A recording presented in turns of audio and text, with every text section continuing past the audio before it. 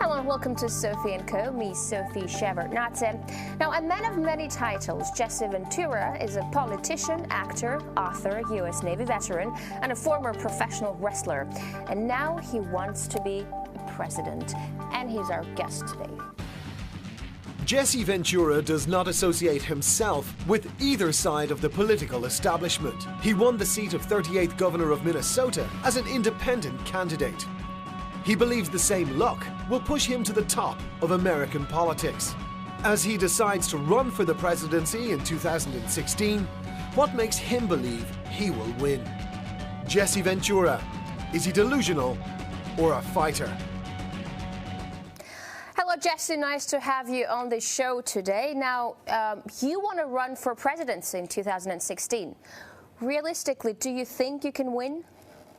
Well, first of all, I didn't say that I was running, but I felt that the opportunity was there for a third candidate to be successful in light of the fact that the way that our two parties have operated in the last few years and the last decade, they've truly alienated the people to where, like, the approval rating of the Congress is at 10%. I mean, that's astounding. 9 out of 10 people dislike them and don't approve what they do.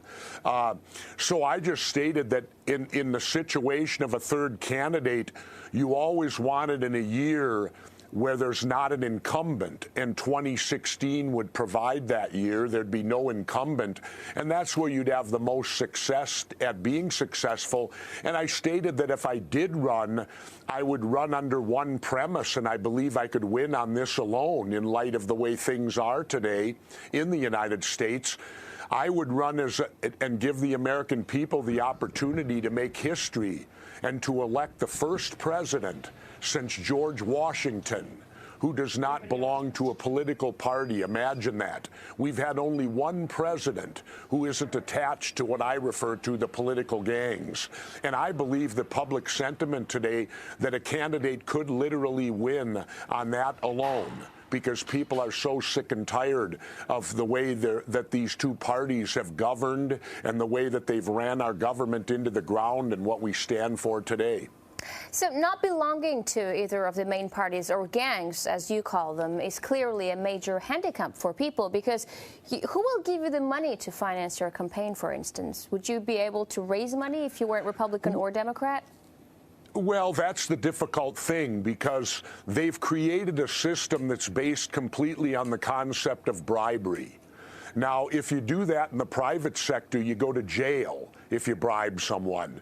But the public sector, the entire system these two parties have created, is the system of bribery. You pay off the politician and you get an audience with them. When I ran for governor of Minnesota, I only raised $300,000, where the Democrats and Republicans raised and spent $12 million at that time, and that was over a decade ago. They'd probably spend twice as much as that today. And I proved that you could win an election on ideas rather than money. In fact, one of the reasons I felt compelled to do that, and I'm probably the only candidate in 50 years who can make this statement, I actually made more money doing the job as governor than what I spent to get it. And I did that because when I was 16 years old growing up, I came home one day and my father said to me that all politicians are crooks. And I said to him, Dad, you can't make a statement like that. They can't all be crooks. You can't make a blanket statement. He goes, yes, I can. I said, why? He said, here's why. Because they spend $1 million for a job that only pays $100,000. Now, think of the simplicity. My dad only went to 8th grade, World War II veteran, but what he said was completely correct. In the private sector, you would never spend more money than what you're going to make doing the job. And I can honestly say, if my dad would have been alive, he could have looked down at his son and realized that his son wasn't a crook, because when I got elected in Minnesota, I made more money doing the job than what I spent to get it. Now, could I do that for president? Yes, I could, but I need someone like Howard Stern with me to do it. But here's what I'm thinking, because, you know, being elected governor and president, it's it's different things because it's a whole new level. And you're such a great man, and you have, you know, popular support. But wouldn't it just make more sense and would be more realistic to actually work for someone who is seen as a more realistic candidate, and through him you can push your ideas through? No, I don't think so, because as long as these two parties are in charge, it's like the late, great Jerry Garcia of the Grateful Dead said once, if you're made to pick the lesser of two evils, it means you're still picking evil, doesn't it? So the problem we need to fight for is the abolishment of these political parties. We need to abolish them. George Washington, Thomas Jefferson, and John Adams all agree with me. They're pretty good supporters of that position, and they created this country, so who would know better than them? We need to abolish these political parties, make them political action committees, and the easy way to start that process could be done locally. Why do we put political parties' names on election ballots? Put just the name of the candidate. Don't put a party that they're affiliated with, just their name. That could be a huge step in the right direction, but you'll notice they will never allow that to happen. Jessie, in a nutshell, what would your ideas for your presidential campaign be? The main ones. Simple. My main one would be to give the American people the opportunity to elect a president since George Washington who does not belong to one of these political parties. Allow the people to pick their president. The people don't pick the president now. These two political parties pick your president. They decide who you're going to get to vote for. If I ran as a complete independent, the people of the United States could vote for me, and it wouldn't be decided by these two political gangs, because they're the ones that give you the two choices. So in essence, you have no choice. Mm-hmm. But power lies not just with the government, but with big money. Those two parties are also heavily relying on big money. What are your solutions for that? Well, my solution is that I have a means to do it without spending big money. Let me explain this. When I was governor of Minnesota for 4 years, I never met with a lobbyist once, because lobbyists didn't get me elected. The people did. I only took $25 and $50 donations from individuals. I didn't accept PAC money. I didn't accept special interest money whatsoever. But the point is, and let me get back to this, I'm not running for president.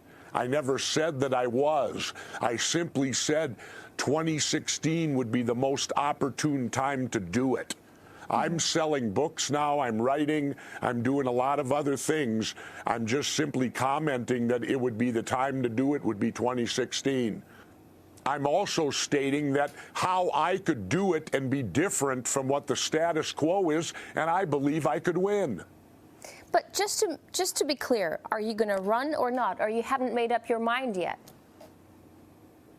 I haven't made up my mind yet, no. Okay. I've merely, the media likes to talk about it, and the media likes to ask me about it, and I answer their questions. And I already explained, I need someone like Howard Stern, because I need his radio show to save money so I can campaign on his radio.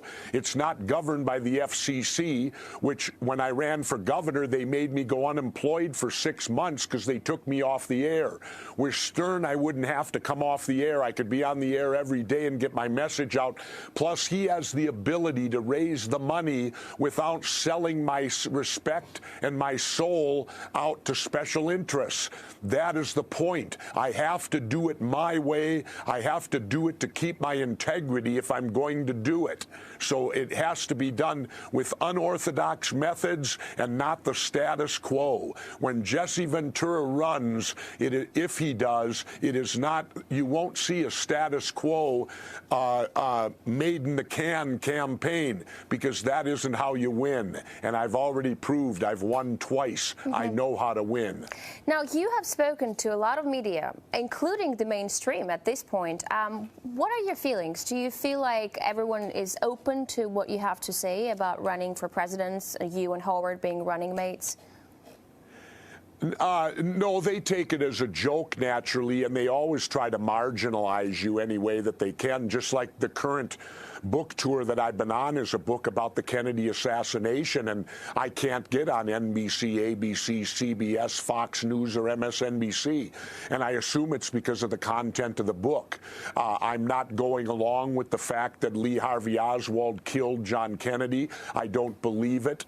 I think that when you study the Warren Commission, it's laughable to believe what they sold the American people. Give you an example, they totally disregarded the Warren Commission, the testimony of Governor John Connally and his wife Nellie, who were the governor and first lady of Texas. They ignored their testimony because both of them clearly stated they were not struck by any bullet that hit Kennedy, which defeats the magic bullet theory, which then sends the Warren Commission right into the toilet. But so you do feel like the majority of the media is actually limited in its editorial choice? Let me give it to you this way. I've written 7 New York Times best-selling books that have made the New York Times bestseller list. Not one of them has ever been reviewed by the New York Times. The very company that has the top 10 list, and I've made it with 7 books, they've never reviewed any of my books. Why is that? Jessie, we're going to take a short break now. What will former Minnesota Governor Jessie Ventura do about the American debt and American wars in case he is president? Stay with us.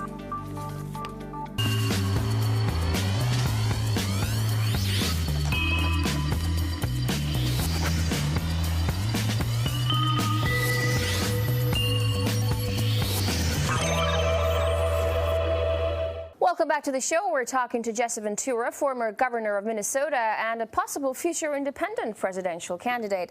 So, Jessie, I'm going to read out your quote.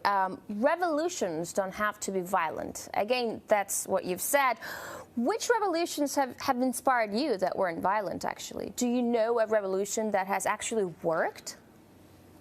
Yeah, I think when the Philippines took back their country from Ferdinand Marcos, it took them about 20 years or 30 years to accomplish it.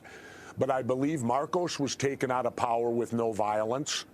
There was a revolution in the Philippines that took that dictator out, because I was actually in the Philippines physically back in the early 70s when Marcos declared martial law and became the dictator of the Philippines. And 25 years later, they got him out of there. And to the best of my knowledge, there wasn't any bloodshed in the way that they did it. So the Philippine people can be very proud of what they accomplished.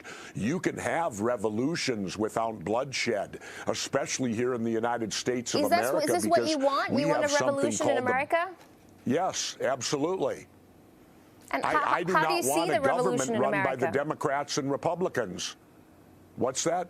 How do you see a revolution happening in America? How, of us destroying these two political parties, of marginalizing them, taking them out of the system. We should have elections that don't have political parties, where you run as an individual and you don't have to be part of a gang in which to serve your country. You don't have to join a gang to do it. And that's what we need a revolution on. Both Thomas Jefferson, John Adams, and George Washington all warned us. They warned us, if you read what they wrote when they created the United States, they warned us that the downfall of the country, especially John Adams, said that it would be when political parties take over the government. Well, I think we're already there. You're seeing it right now at its best or worst, however you want to view it. They put their parties first. Look at all the decisions being made in Washington today. They're not being made for the benefit of the United States of America. They're being made for the benefit of the Democratic Party or the Republican Party. It's the two parties. And then who are they beholding to? They're beholding to their money people, the corporations. So we are really the United Corporations of America today, not the United States of America. That's the revolution I'm calling for. But what I'm thinking is that America is #1 consumerist country. Is any revolution possible in such a society? It seems people are only interested in being entertained and comfortable. I don't know. We'll find out, won't we? I guess, you know, if people want to continue down the road we're going, if they think that the United States has got its best years ahead of it, it's the first time in my life right now that I've looked to the future and not been optimistic. It's the first time in my 60 years as a patriotic citizen of the United States that I look to the future and I don't see it as being better. I see it as being worse. And the only people I have to blame for that are the Democrats and Republicans, because they have been in charge for 150 years. Look at what they did when they raised the debt ceiling. Okay, they voted and raised the debt ceiling. What's the first thing they did? They gave billions of dollars of our money to Pakistan. So Pakistan gets the money and the United States pays the bill for it. I got news for you. If Jesse Ventura became president, foreign aid would end, because all foreign aid is an extension of their bribery. They give foreign countries, they bribe them with money so that they'll stand behind the positions that we want to push throughout the world. Let's talk about foreign interventions for a minute. When you spoke to Larry King recently, you made a claim that the war in Syria started because President Assad was reluctant to let a pipeline go through the country. Where are you getting that from? That's the first time I hear something like that. I heard it from an interview from an Arab who lived over there. I think it was on Al Jazeera or something like that, where I heard it talked about that they certainly want to put a pipeline through Syria, and that Assad's not being cooperative in doing so. And you know, let's look at the situations. You know, the United States today is governed by corporations. It's not governed, it's what corporations want to do out there, because our Supreme Court gave them the same rights as citizens, which I find astounding. How can a corporation have the same rights as me, and they don't even pay the same? If they're going to be the same as me, then let them pay the same tax rate that I pay. Why should corporations have a separate tax rate from citizens if they're granted the same by the Supreme Court? Then let's be the same. Follow me? Yeah. So if you were elected president, would you cut down on defense spending just like on foreign aid? Absolutely, I would cut down on it. The United States today spends more on defense than the other 26 countries in the world combined, and 25 of them are our allies. How many times can we blow up the world? Why is our military on bases in, 170 countries throughout the world? I would shut down those bases, and I would bring our young men and women home, and it would be the Department of Defense. It would not be the Department of War, which is what it is now. We would defend the United States. We would defend the United States to no end. But I would follow the teachings of Major General Smedley Darlington Butler, a two-time Congressional Medal of Honor winner, who said the United States military should never go over 500 miles from our coast. And I agree with that. We have the technology to go anywhere in the world now. We don't have to send our men and women throughout the world to be the policemen of it. So, Jesse, you're not afraid that terrorists are going to attack America from any side possible? Terrorists? Well, I think the bigger question to ask is, why are the terrorists attacking us? Can you answer that for me? Why is the United States under attack from terrorism? I'll ask you that question. You tell me. Answer it for me. No, why? You tell me. Well, the point is, that's the question that's... Well, that's the question that's not being asked, is it? Why do these people want to attack us? Isn't that what we should be finding out? My view is, let's get out of the Middle East completely. That's my view. Look at when Columbus came to the... I'm going to have fun with you now. When Columbus came to the United States and discovered it for the Anglo-Europeans, what was he doing? He was attempting to find another way to India to avoid going through the Middle East. Well, science at that time said he might fall off the face of the earth if he went that way. Columbus was willing to take that risk because he wanted to avoid the Middle East. Now, what does that tell you? That was 700 or 800 years ago. This guy was trying to avoid the Middle East. Why are we bothering with the Middle East? Let them do what they want to do. Why does the United States need to be involved over there? If we weren't involved over there, we wouldn't have any worry about terrorism, would we? You don't see Middle Eastern terrorists attacking Sweden, do you? No. I see your point. It's a valid point. Although I don't know that the problem of terrorism will be completely taken care of once America leaves Middle East, because it's something much wider than just the Middle East problem. But on the same... Terrorists are... Wait a minute. Terrorists are simply a bad groups of people located throughout the world, no different than, say, a motorcycle gang or what have you, that are involved in bad activities. You're not going to solve that problem by invading countries, overthrowing governments, and occupying countries. That's the solution. That's insane. You're going to win it with good police work and intelligence gathering. That's how you'll defeat terrorism. They are just simply little pockets of bad people throughout the world you have to deal with, and creating an empire and occupying nations with your military is not the answer. Fair enough, Jesse. Fair enough. But on a different note, when you say that America just needs to get out of all those countries, stop invading other countries, and take care of its own business, I see it also from the other side, that U.S. is the richest country in the world, and it is the strongest country in the world, and with that comes a certain responsibility. And what happens to other countries who really need American help? Well, first of all, we're broke. We can't help anybody. Take a look at our debt. Let's bring this down to basic terms.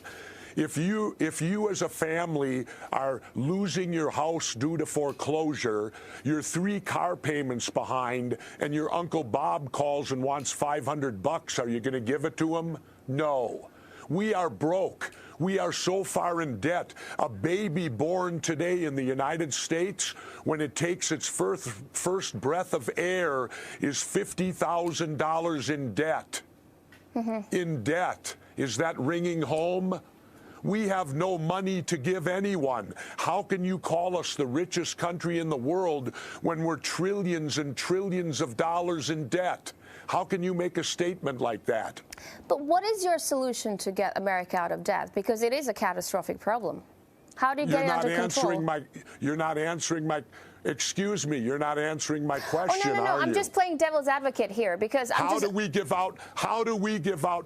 When we're so far in debt that every child born in America starts its life $50,000 in the hole, how are we supposed to give money to other countries? No. I'm not saying that America should give money to other countries. I'm just playing devil's advocate and telling you that, you know, some people would say America is the richest country in the world. They should help poor countries. That's all I'm saying, because I'm not the only one who would ask you that question if you became president, you know. We're not. And what I'm saying is we're not the richest country in the world. Look how far in debt we are. How much money do we owe China right now? Oh, no, fair enough. So I'm asking, do you have a solution to your debt problem? Because it is a very bad problem. It's catastrophic right now. Do you have a solution? Yeah, yes, I just told you 2 major solutions. Stop foreign aid and cut down defense spending. Da-da. I want to talk a little bit about Snowden and Bradley Manning, because you've said that if you became president, the first 2 pardons that you will make will be Bradley Manning and Edward Snowden.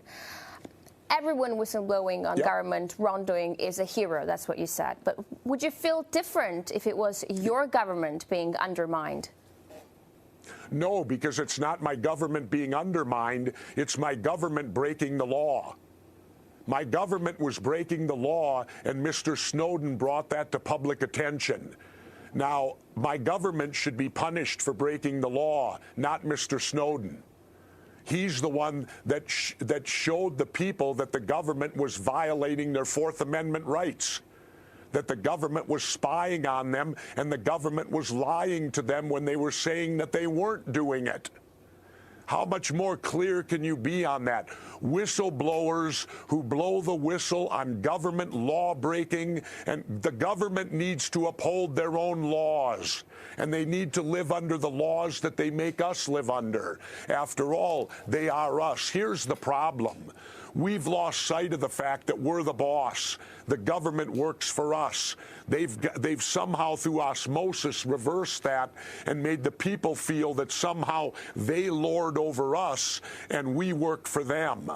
And people like Snowden and Manning should not be in jail. They should be pardoned immediately for standing up for the people's rights against oppressive government and government wrongdoing. Jessie, I really hope you make up your mind and run for the President of the United States. Thank you very much for this interview. That's all for today, folks. Our guest was Jessie Ventura, former Minnesota governor, here on Sophie Echo. Thanks for being with us, and I will see you next time.